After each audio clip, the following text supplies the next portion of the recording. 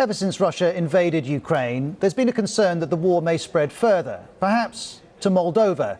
It borders Ukraine, it has a population of 3.5 million. And just like inside Ukraine, in Moldova, Russia supports separatists who control a breakaway region. It's called Transnistria, and Russia has around 1,500 troops who are there.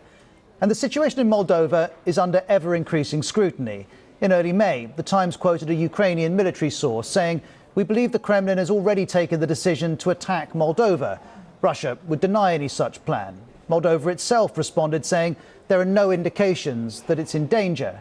That may be, but in April, a senior Russian general told state media that Moscow seeks full control over Donbass and southern Ukraine. He went on, control over the south of Ukraine is another passage to the Transnistria region. That passage would mean connecting Russia to a part of Moldova. And this is what the US makes of that. A Russian general out there claiming that Moldova's next is clearly irresponsible rhetoric. And these growing tensions aren't just about words. At the end of April, there was a series of explosions in Transnistria. Separatists say radio masts like this one were destroyed.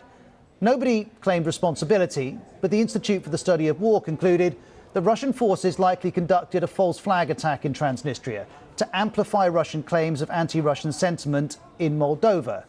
Needless to say, Russia saw it differently. We are alarmed by the escalating tensions in Transnistria. We see those actions as terrorism, aimed to destabilise the situation in the region. Now, there are circumstances in which destabilisation could help either Russia or Ukraine. And the president of Moldova is clear. Destabilisation is the goal. We condemn any provocation and attempts to lure Moldova into actions that can endanger the peace in our country. That peace roots back to the early 90s. Just like Ukraine, Moldova became independent in 1991 after the collapse of the Soviet Union. The next year, after a brief war with Transnistrian separatists, a ceasefire was agreed. For 30 years, it's held. But the issue is not resolved. Transnistria, where these explosions took place, is one of the frozen conflicts of the post-Soviet zone. With a frozen conflict, there's always the potential that things get hot again. And the war in Ukraine could cause the temperature to rise. Transnistria is 100 kilometres from the crucial Black Sea port of Odessa. Russia has already attacked it. Transnistria could offer another way to attack, though the military practicalities of this look difficult for the Russians. Nonetheless, the West is paying close attention. We must ensure that alongside Ukraine, the Western Balkans and countries like Moldova and Georgia have the resilience and the capabilities to maintain their sovereignty and freedom. To Russia's foreign minister, this is yet more evidence that the Moldovans are being dragged into NATO. He adds, "I don't think that would amplify Moldova's security." Now, there's no prospect of Moldova joining NATO, but Moldova is looking west.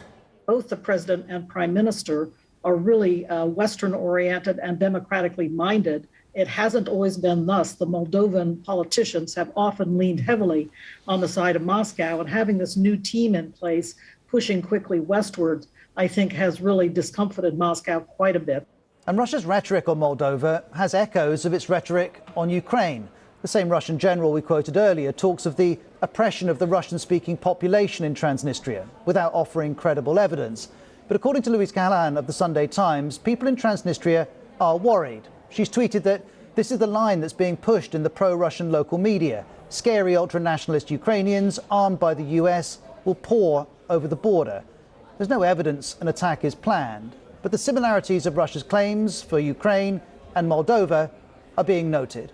This is extremely alarming because it is the same exact pattern as what was happening in the weeks leading up to Russia's, brutal assault on Ukraine. And so we wait. As the BBC's Mark Urban puts it, either Russia or Ukraine may choose to begin hostilities there. For Russia, that's politically logical but militarily problematic, while for Ukraine, the reverse is true, which is why for now we have a stalemate, Mark says. And while that stalemate may continue, there remains, at the very least, a risk that the war in Ukraine could extend beyond its borders.